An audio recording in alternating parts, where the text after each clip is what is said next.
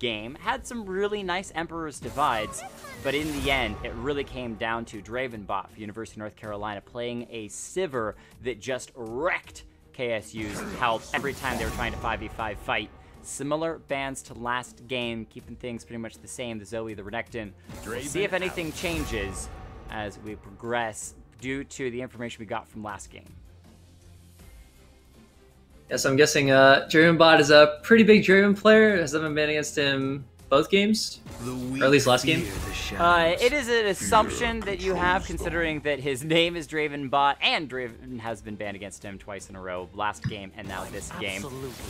Kane, similar ban. UNC did the same thing last time. However, Vladimir, the new ban from KSU, they say, we saw Fates play it last time. Let's go ahead and take it off the table. That is going to be their change. This time, Romanian may go back onto the Olaf. No, he's going to lock in Azir again for Body Those Fools. The last game, One Day at a Time, took a Syndra against him. It was a rough game for One Day at a Time in the early side. However, as the game progressed, mostly it was just a CC bot focused from a mile away trying to land those stuns onto the enemy members. Sivir locked in yet again. I also see a Hecarim locked in. That's fairly interesting. It'll be a very, very fast horse, especially if Sivir ends up popping that ultimate to speed him up. And, you know, Sivir's just all around that very, very strong AD carry, able to wave clear, able to also put out a lot of damage in later game team fights. And Hecarim was also the jungler pick from last time. Arbition be doing a fantastic job of setting up some of those fights and really trying to get to the back line, cause grief and mayhem everywhere that his ghostly, horsey self goes. As Jarvan, again, same pickup from Vanquish last game to this game. So very similar composition so far. Nothing really has changed, as this will be the first change if it's locked in, and Ezreal going over to Arof, who played Tristana. Slightly similar champion in that you got the rocket jumps, you got the arcane shifts. However, there's a bit of a difference when it comes to overall wave clear and output of damage. Tristana really needing some time to scale, but faster to clear the wave. Ezreal, slower to clear the wave, but once he gets his 2-tier items, can just destroy enemy team members' healths. Yeah, again, his Essence Flux and Mystic Shot combo will end up doing about 1,500 damage late game, so really, really strong pick when it comes to the poke game. Sion, the new pick for the side of UNC top lane. Fates said it's because Sion wasn't banned. I think it actually did get banned second round of bans last game. This time, Vladimir being banned says, I'll take that super tank up there. What that does mean is Romanium gets an opportunity to consider what he wants to counter this Sion. Olaf, not going to be an option as it's been banned away by UNC. Yeah, and I would look for North Carolina to end up banning out maybe one more jungle here, or top lane, excuse me, and not jungle. So they already have their Sion picked, and Jarvan was picked. We can assume that's going to the jungle. It's true, they ban away the Olaf. As you point out, Jarvan could be a flex pick. You could be seeing him rotate to the top lane, Romanium taking him to play. Not common, but has been seen before, and a new jungle in the hands of KSU if they decide to try to do that trade around. But Thresh being pinched in the bottom side, taking away some of those supports to be paired with the Ezreal. Morgana was played with Sivir, making it a double spell shield bottom lane for UNC last game, so they're going to have to pick a different support as well. Something paired with the Sivir, you could think of for tankiness, Braum perhaps, but they don't necessarily need tankiness when they got Sion for the engage. You could look for something super, super supportive like a Lulu or a Soraka can be pretty oppressive. Nami also works, or they could say, you know what, we want Alistar as well. Oh, just go for the engage, that's true. Paired with the Syndra, who once again is locked in One Day at a Time, said, I struggled a little bit last game, but this is champion I'm comfortable with taking into Azir, so I'll go ahead and take that again. Maybe have a little bit of a better showing this time around. A little more warmed up, a little more comfortable on it, as Arof's already had his Ezreal lock in, so he's going to be picking up for the team. It's a Sylas?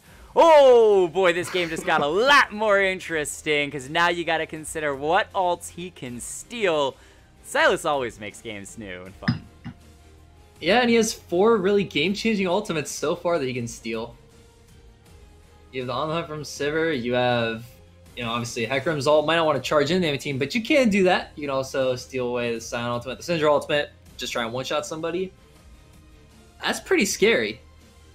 Yeah, I'm also liking DKC locking in his Galio again. Played it fairly well last game in the early game, but as the game progressed, his lack of super tankiness slowly faded off and made life a lot more difficult for him. But Sylas is going to be the one that we get to talk about most, because stealing away that Sion ultimate could set up those initiations to pair with Galio. Going to be really interesting to see. Lord Apollos going to lock in the Braum for the support role of University of North Carolina. And McDougal, you are new to the XLNC stream. Happy to have you. Welcome. But I'm going to walk you through what we do every time we get our final picks for a game loaded in.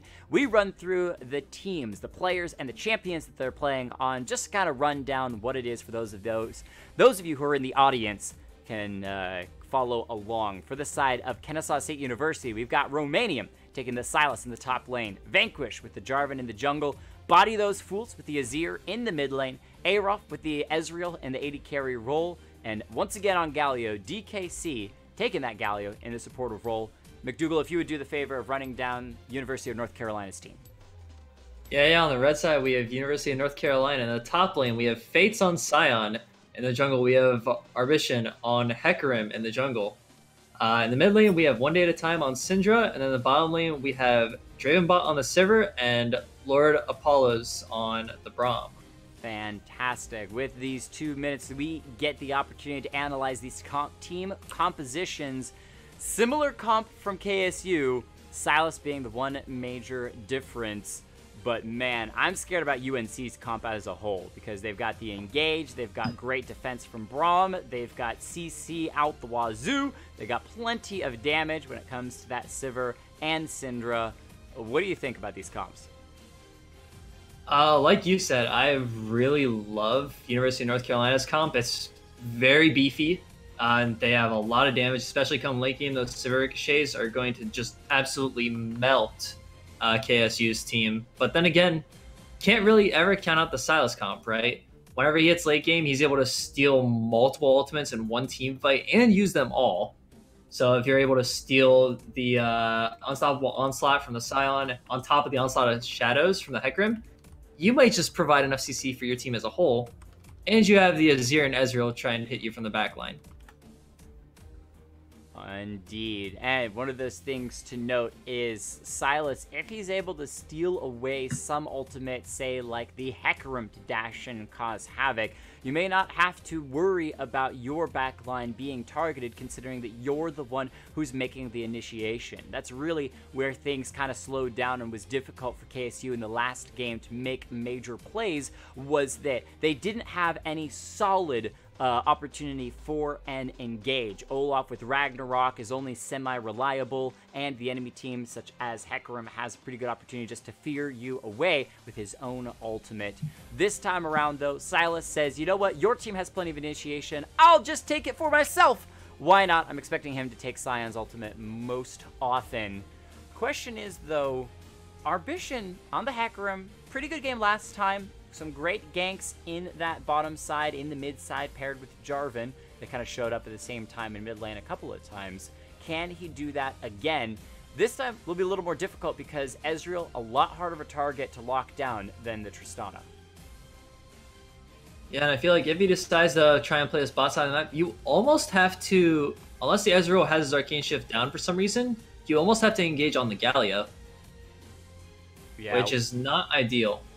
One of those targets that if you can get a little bit of CC, it's much easier to drop him down. His Justice Punch is pretty good about getting him out of difficult situations, unless you're fast enough to get in front of it, and Hecarim is plenty of fast enough to do that, paired with the Braum as well, being able to stack up those passive stacks of his...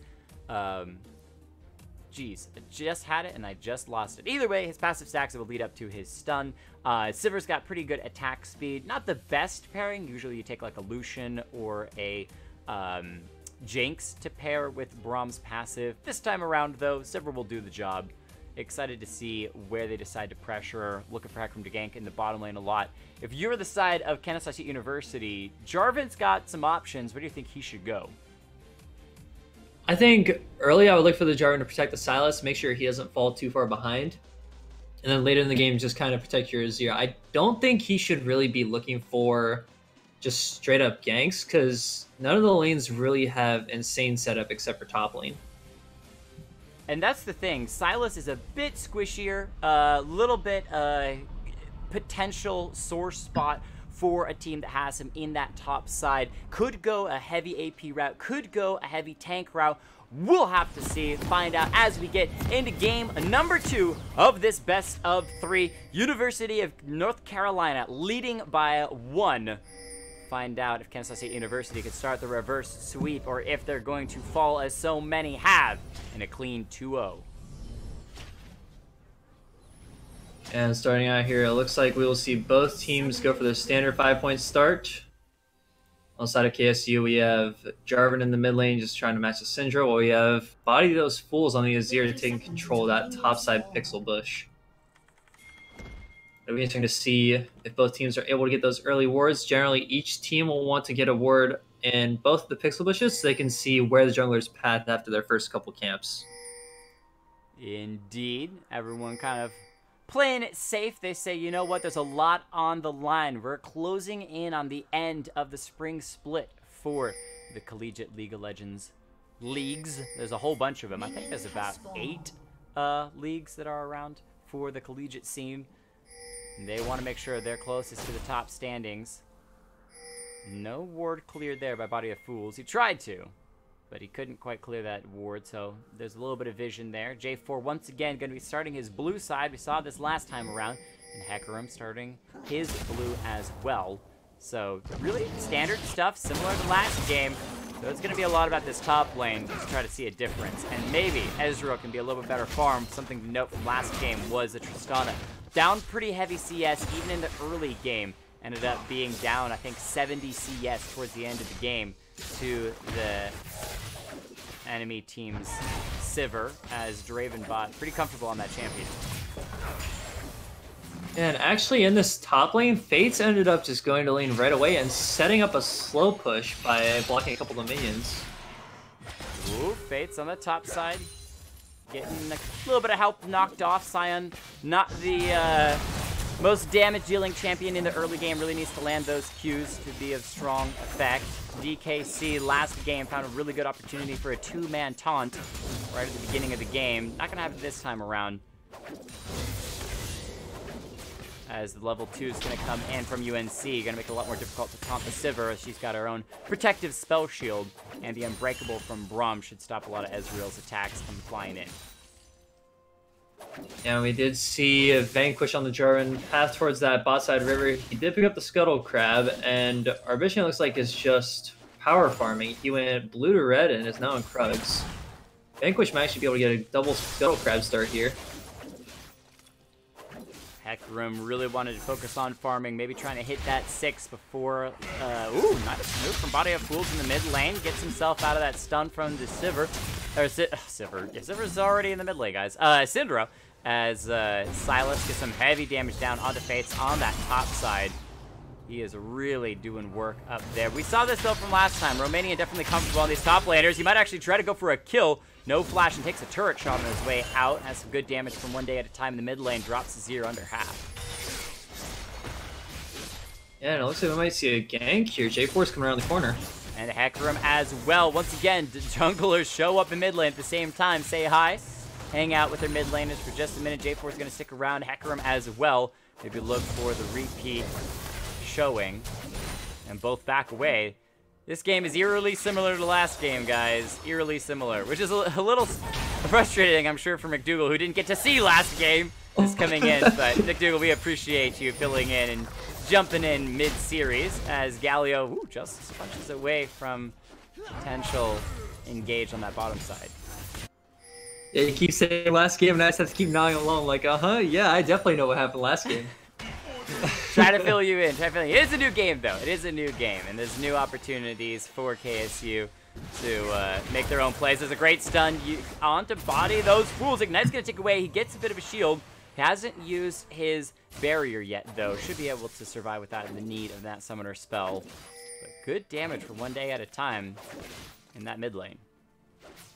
Yeah, very, very close one there. Thankfully, Bio's Fools had enough mana for Shifting Sands. That does grant a shield, so luckily he was able to just barely survive as we see a gank coming in. Oh, the double taunt! Silver Spell Shield not available. J4 coming to the bottom lane. Can't find the flag and drag, but Hecarim's going to try to return the kill as a Rock going to come, have to back away. Vanquish knocked into the enemy team at the TP in from the Silas. He's doing good damage. Dashes in, finishes off the Silver first blood.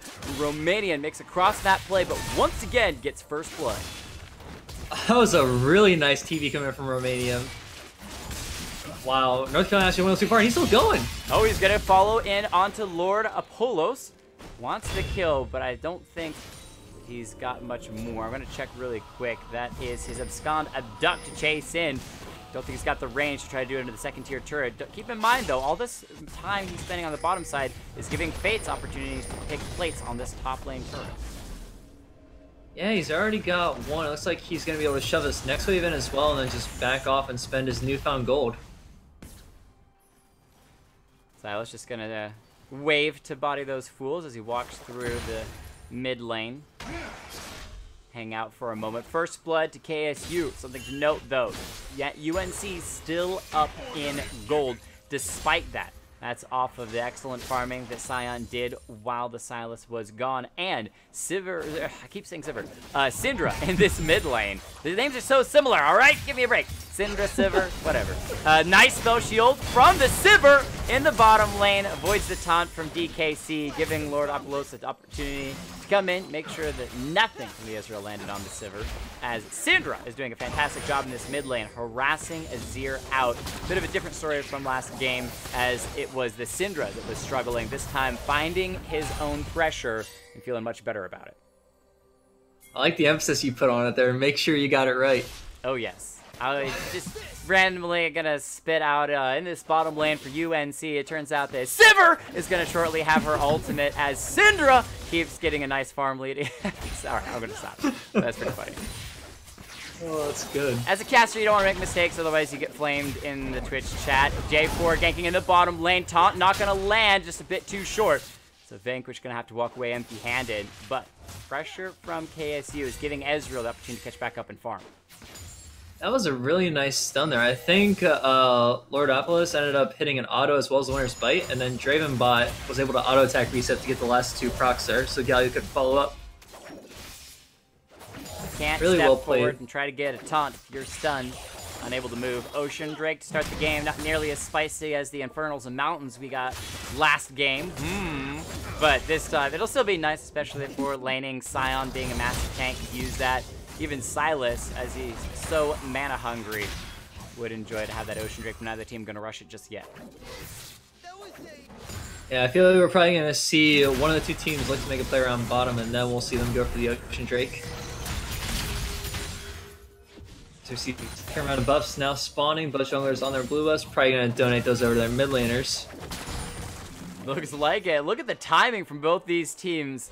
They are on top of it, and so very similar. And that's what makes these games so cool for us as casters and observers to watch, even you as viewers at home, being able to check out what it is that's going on. When two teams are so similar in how they play, so similar in where they put that pressure, it means that it's anyone's game. A lot can happen as we scale later into the game. We're at that nearly 10-minute mark with only one kill.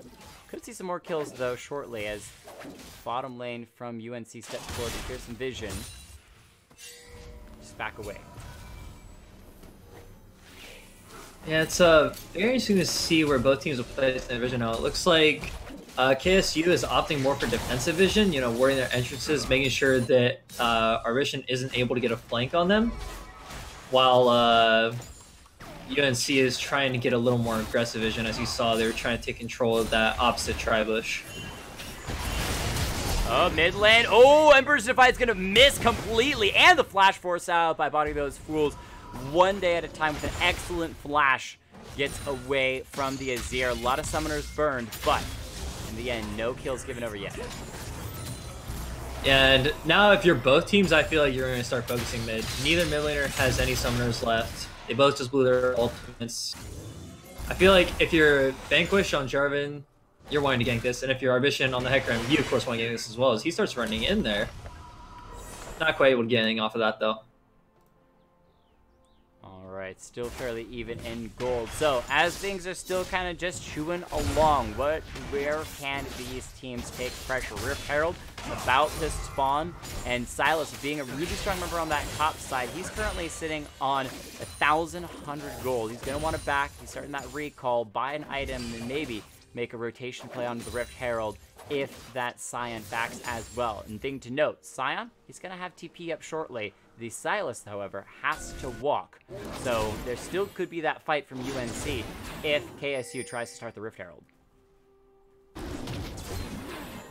Yeah, we're just going to see which team puts their focus on where. I mean, Rift Herald, while it is a really nice objective to have, especially to get those early plates, it does take quite a long time to take. And with this Ocean Dragon up on the bottom side, as well as both milliners not having summoners, I feel like one team is going to opt to focus there, and the other team might try to trade Rift Herald afterwards. Bottom laners for UNC, still fairly even. Sivir, however, freezing the wave, is getting a bit of a CS lead. A-Rock just doing his best to snipe away a few of those minions with his Mystic Shot.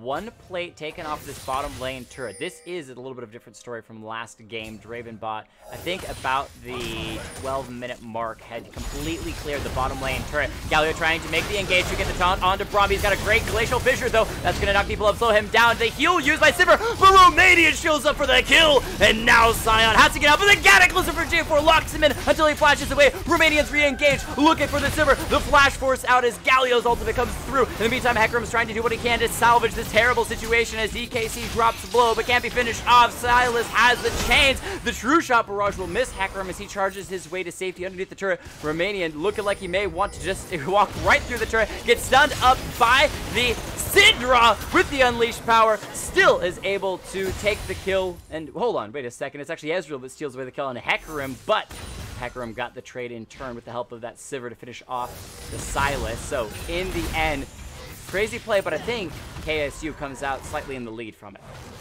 Romanian is actually ridiculous. That's the second teleport flank, and this time he gets 2 kills for his trouble. Actually, 3 kills, 1 put on his Ezreal, though. Wow, really well played by KSU.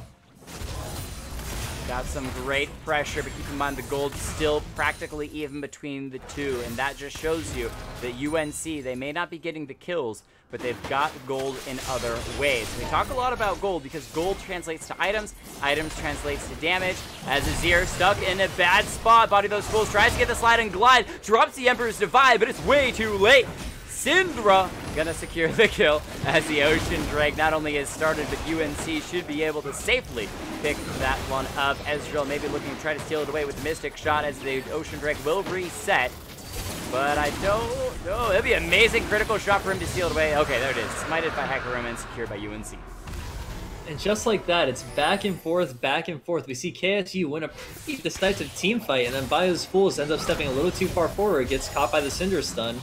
And just like that, and UNC is right back in this game. Silas knocking a few plates off that top side, but he's got to do his due diligence because he was down in farm against Sion for a while. Sion is going to ult his way into the top side to defend that turret, keep Silas from getting much more gold. A-Rock doing a much better job this time around, keeping his farm fairly close to the Sivir. So the game progresses, a bit steady and slow. Turret plating will fall soon.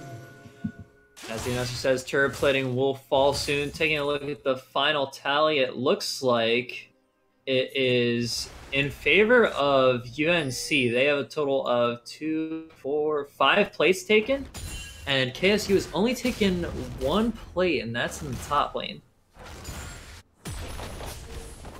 As I say that, KSU gets another one in the bottom lane. There you go. Sneak away every plate that you can, even if you take a turret shot on the way out. Body Those Fools being given, once again, the blue buff. I think Syndra was also gifted that blue, so we'll see what they can make do with those buffs. as we got multiple members of UNC hanging around this top side. Maybe looking to make a play.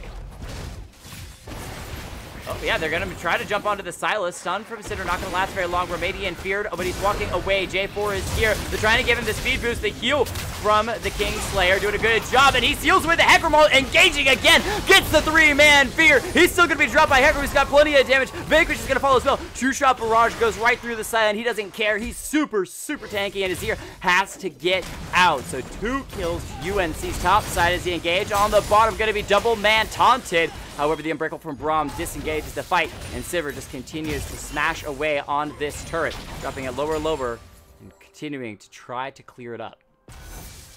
That top lane fight looked very scary for both teams. As soon as Remedium stole that Hecarim ultimate, I thought they were going to turn that.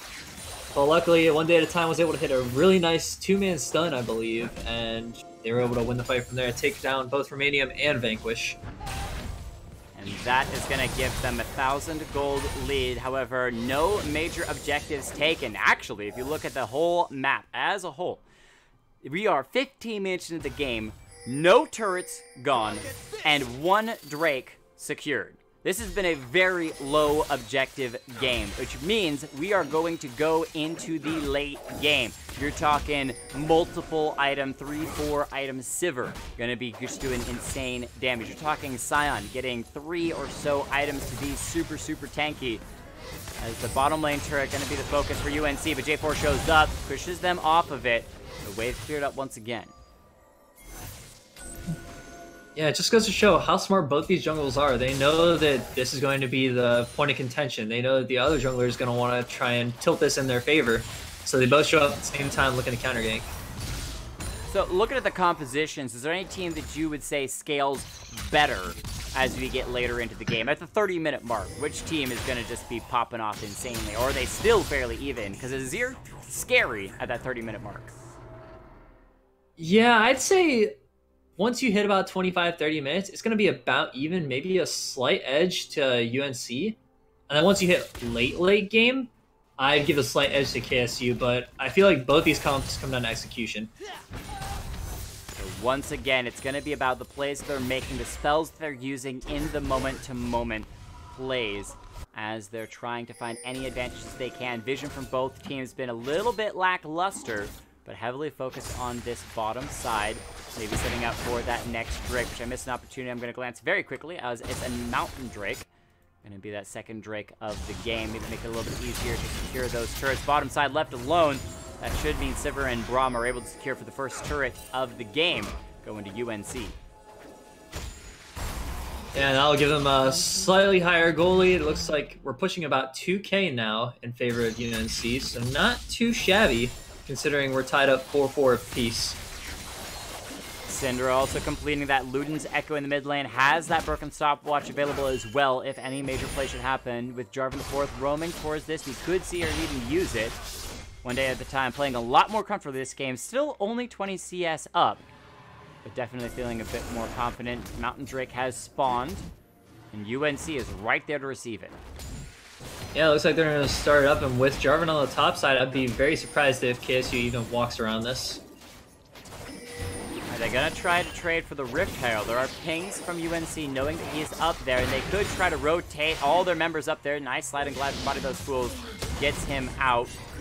As the Rift Herald going to be started by Vanquish, but he has to get away from Fades. I don't think that Flag and Drag is going to help you escape from a Syed who's got your name on his axe and will take you down. No questions asked there.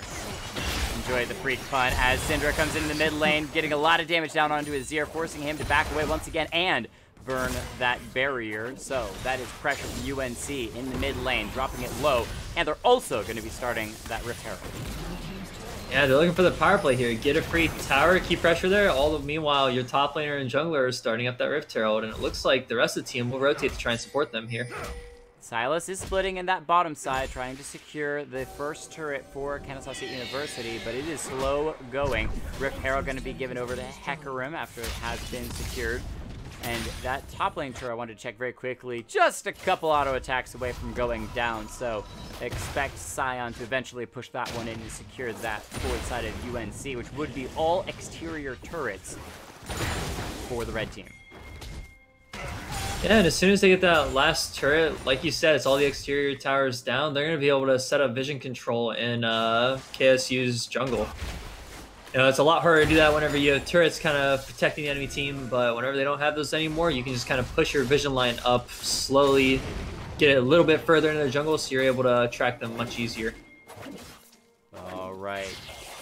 Junglers, once again, we noted in the picks and bans, needed to make some plays as Hecarim can focus pretty heavily on the bottom side, but now he's going to be focused on the top side. He tries to get the knockback, but a great arcane shift by Arof, and the heal, trying to get him out. He flashes on top of it. Man, that Israel is so slippery. He's able to escape, but that is a rare sight to see against the jungler, Arbition, who's overall done a fantastic job getting to the bottom lane multiple times, and is doing kind of leading the charge when it comes to securing these neutral objectives. Double Drakes and the Rift Herald secured by UNC overall.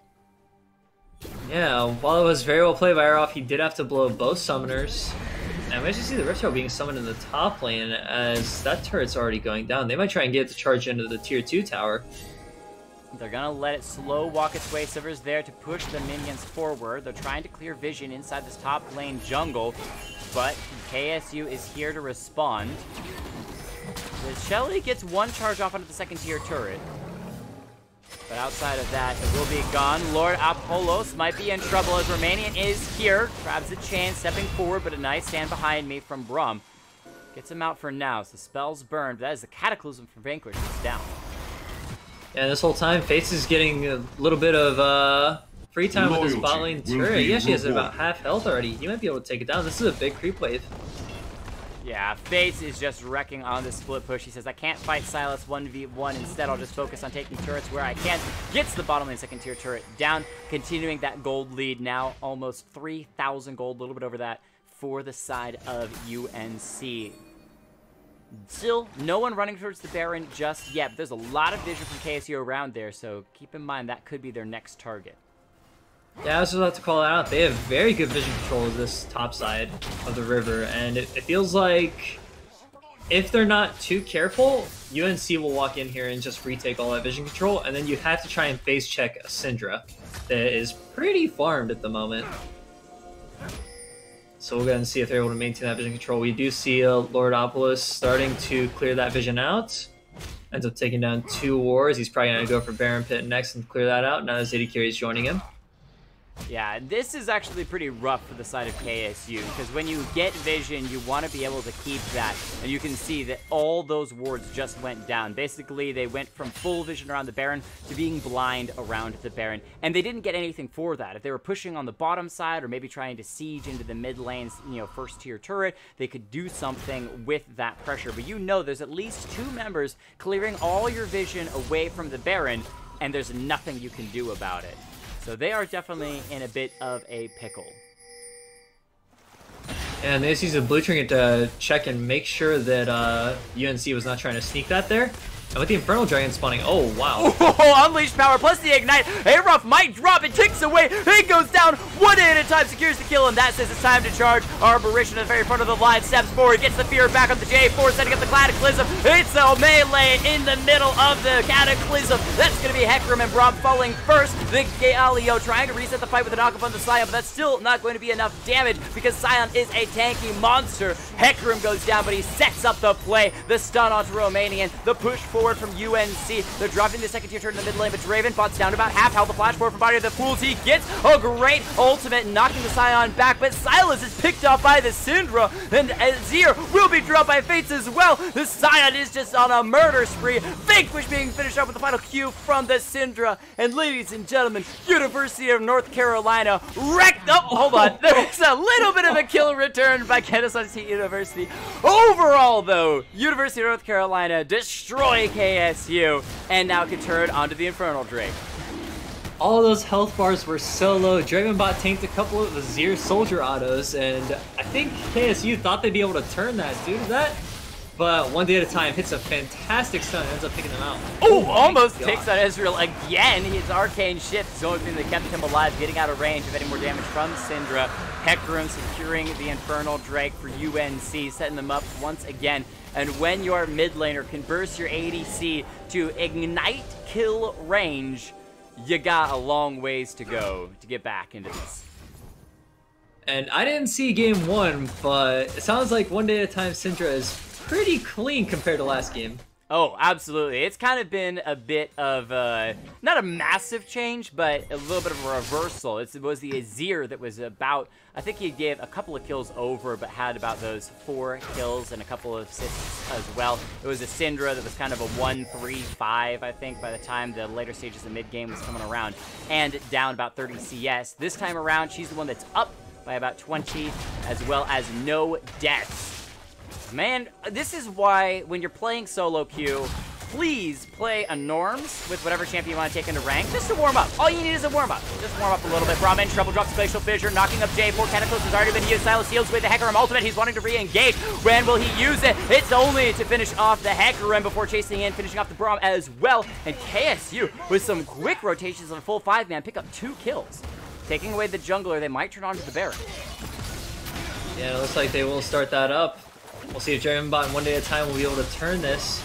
Dravenbot does have that ultimate on him. Sion's gonna charge in. Fate's coming in from the bottom side of the map. Gonna immediately knock up the Azir. Ezreal in trouble, gets knocked up. CC. Dravenbot setting up his auto attack. The Galio ultimate gonna try to knock up the Syndra. They've taken her out. The taunt onto the Sivir as well. Dravenbot dropping low, but does she have the damage? Listen, ladies, she does not! Having the damage to take out Silas, so he's going to get all the heals off of the King Slayer, and now Sion is in a 1v2. Aroth out of the Sion's range. Silas is able just to continue to smash away red buff on the Ezreal as well, as making sure the Sion can't escape, but he's so tanky, he's living for forever. He's got shields, he's got CC, knocking the Silas up. In the meantime, our Bishop chases in, finishing off the Ezreal. Silas is lasting for forever, as long as this fight is, but finally gets the shutdown. He finds himself in a 1v2 with a Sion zombie as well. Kingslayer once again healing him back up as he's trying to finish off the Braum, but he finally gets dropped. Our Bishop secures the kill. 4-3-2 in a fight that lasted as long as the game itself. I don't even know who won it in the end. I'll tell you what, if you're UNC at the moment, you better be saying, please buy Grievous Wounds. That Silas stayed alive way too long with Kingslayer. I'm pretty sure he used it at least 6 times and got 300 health back every single time. Pretty brutal to deal with, though. You gotta give credit to UNC's top laner Sion for being able to just tank that up over and over and over again. Lasted long enough for the Hecarim and the, I believe it was Syndra? Or Braum, to come back from the base, respawn, and rejoin the fight. But either way, they kept KSU after a decisive, quick fight victory from getting the Baron, and that was all that they really wanted to do. Once again, UNC have the vision around the Baron. Once again, they're in pretty decent position. They're 2,000 gold up. They kind of just used that moment between the Sion and the Silas to say, you know what? We're just gonna stall that fight out, get back in control of the game, and just continue right on where we were before that fight started to go bad. Yeah, I have a feeling we're going to be doing the Baron dance for the next 5 or so minutes until one team finally wins a decisive team fight. That's where the side of KSU is looking.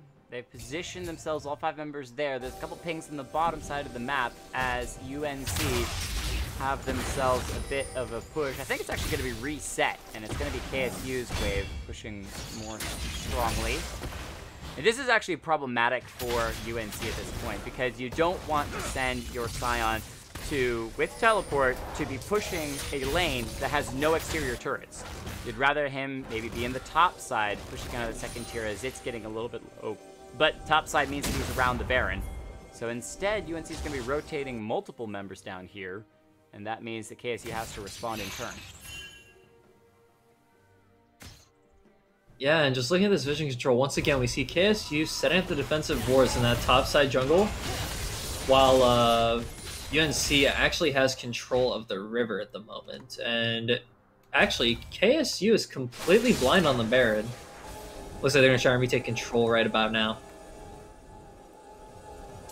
Again, the reposition. They're trying to make those rotation plays. Silas has TP, so he can still push in that bottom lane, get the wave pushing. He's recalling. He's going to probably attempt to walk towards KSU up here. However, he may have to TP as a Scion going to charge on in. Not going to hit anyone this time. I think they assumed that KSU was immediately on the Baron. So that Scion ultimate is down. Braum currently has with him Silas currently has with him the Braum Glacial Fissure ultimate, so he can use it on the enemy team one day at a time, hiding inside the brush. There's no vision on this Syndra.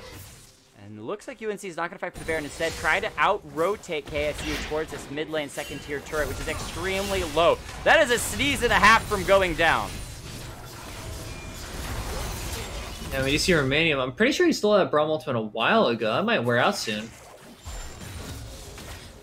All right, Romanian gonna clear up a little bit of vision. Once again, he's gonna be the one that kind of sets things up for the side of KSU. He's got to do the initiation unless it's Jarvan's Cataclysm.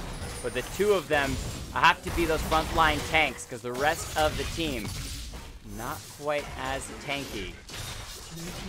And yeah, the out-rotation from UNC, we didn't even get to see it. It was that fast gone. The second tier turret in the mid lane, UNC just says, you know what? Let's play the objective game, ladies and gentlemen. You're going to look for Baron. We're going to look for your inhibitor turret and now have to back away. Silas once again trying to walk in. Nice unbreakable from the Braum to stop the true shot barrage, but the fight is down. Galio ultimate coming in, but it only knocks up the Braum for just a moment. It's going to be the Emperor's Divide from Azir finishing off the Hecarim before Silas goes down because Sivir is just wrecking everybody's health. When you got a GA, you can play forward aggressively, make it a double kill, plus Syndra finishing off the Azir, and that is UNC with epic fashion, wiping through KSU's team. They've got two members left alive, but they're going to lose their mid lane inhibitor, and their J4 has to go back to the fountain to heal up. They could just push on to the Nexus turrets itself. They say, you know what, let's go ahead and end the game. Arof's got just a touch of health, and one day at a time, let's wait for opportunity to slay him. There it goes.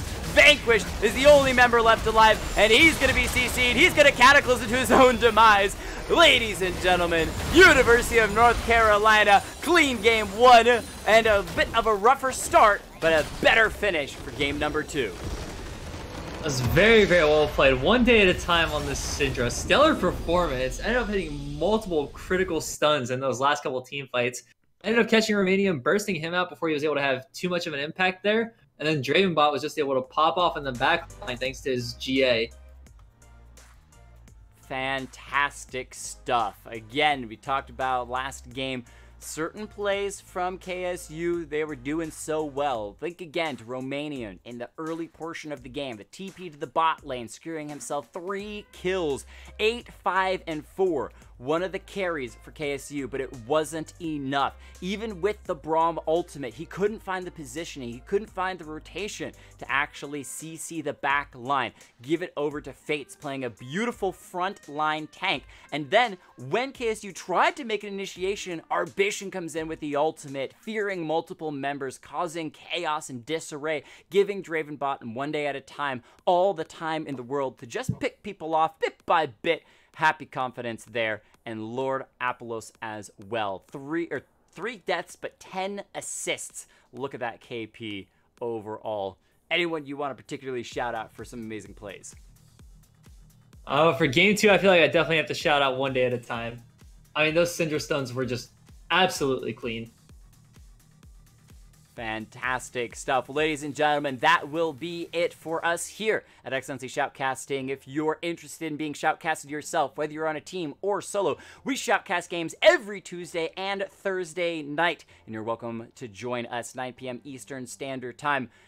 Otherwise, that is going to be it for us. Hope to see you guys next Tuesday or next Saturday when we hopefully will get a couple more collegiate League of Legends games. If you're in a collegiate team, feel free to contact XLNC. Maybe your games will be casted next Saturday. Everyone else, have a great night.